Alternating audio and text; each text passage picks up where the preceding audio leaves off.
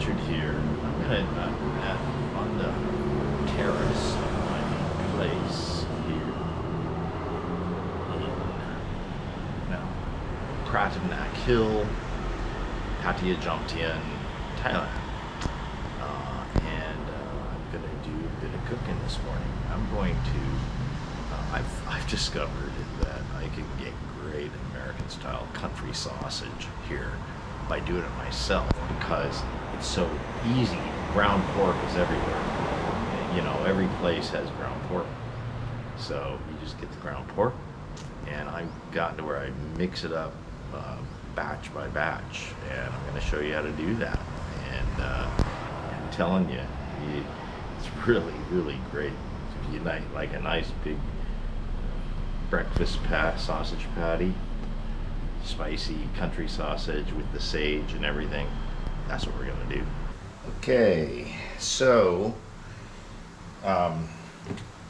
pretty basic and simple here. I'm going to show you the ingredients. I'm not going to take a lot of time in this. So you got your pork. That's going to be a one portion. It's always going to be probably about 300 grams. You know,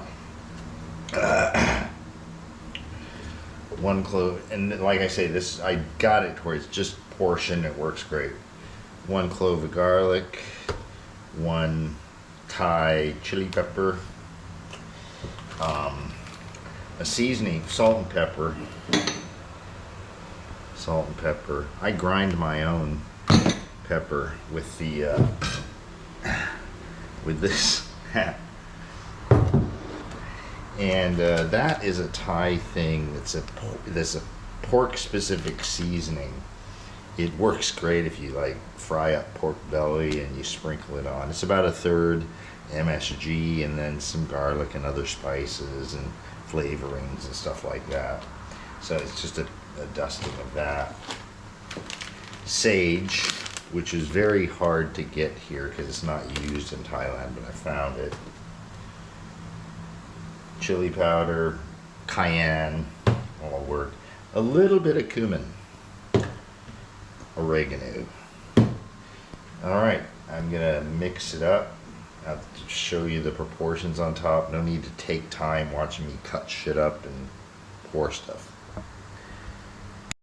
Okay, done. So you can get a look. You freeze your video to see that. So it's what I do, and I don't really measure because you can adjust this also. It's about a 2-finger pinch or a 3-finger pinch of salt, 2 3-finger pinches of black pepper, of course the 1 clove of garlic and 1 Thai chili pepper. Then everything else, it's kind of just a dusting over the top. So you've got your hot chili powder dusting, oregano dusting, sage dusting. The one exception is the cumin, ground cumin, because less is more with that. It's very, very, very, very strong, and if you overdo it, that's all you'll taste. Okay, then now you mix this all together. I typically do this up like a couple hours or so.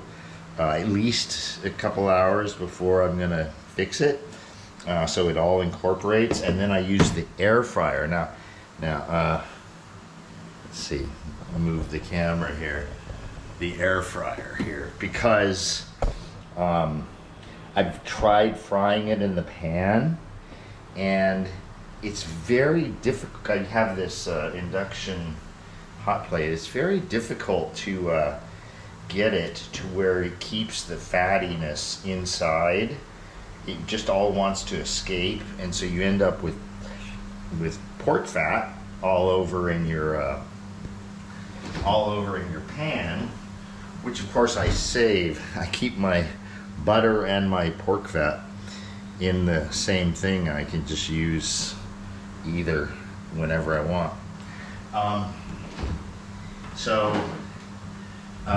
But if I do it in the air fryer, it makes a nice cooked through patty that's all juicy on the inside. So there's a tip for you. All right, I'll be back to cook and then eat.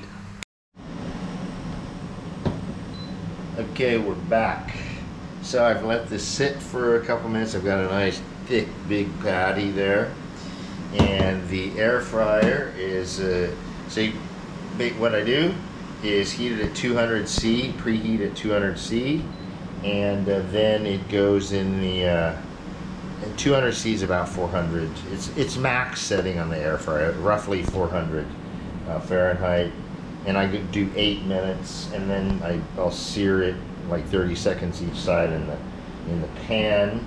I'm gonna have eggs, and I've got potato, sweet pepper, onion to do. Now, how I get the potato to go quickly is I boil my potatoes. I boil my potatoes whole, a bunch of them, put them in the fridge. You get resistant starch that way, plus they're cooked inside, and they cook up in like 5 minutes to nice and crispy. You're done. Okay, I'll be back. Okay, I picked up some little breads at the store. I don't usually have bread, but I thought, oh, those are cool. And I am searing right now. And I'm gonna just a few seconds on each side just to give it that crisp.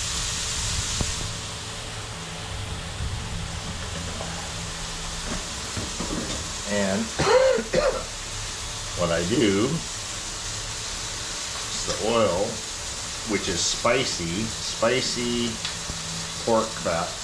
And it's a good way to render because you're rendering with hot air, not that super hot surface.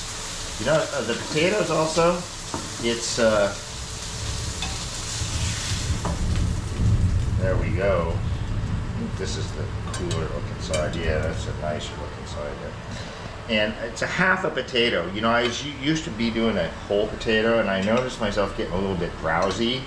Which I don't do that measuring blood glucose, but I thought, probably a little bit high, so I'm getting a higher insulin response. So I cut down, instead of saying, oh, I can't have potatoes, I just cut it down to a half a potato, and I'm fine, no drowsiness. So think of that instead of saying, oh my God, I can't eat potatoes. And plus, there's nothing wrong with getting a little drowsy after you eat a big meal. That's pretty physiologically normal.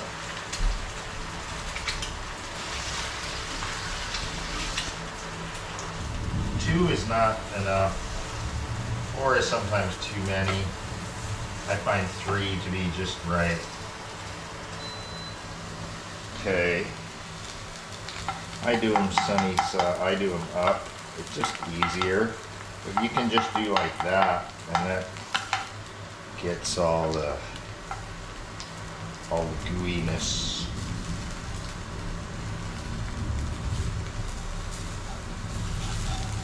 And I don't mind a teeny bit of gooiness.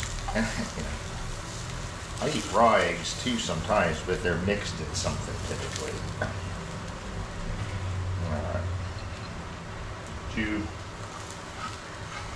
Even when I'm by myself, I still like a nice presentation, even if it's just for me.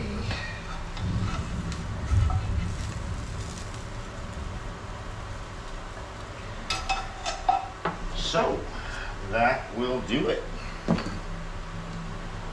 How's that look? Okay, time to eat.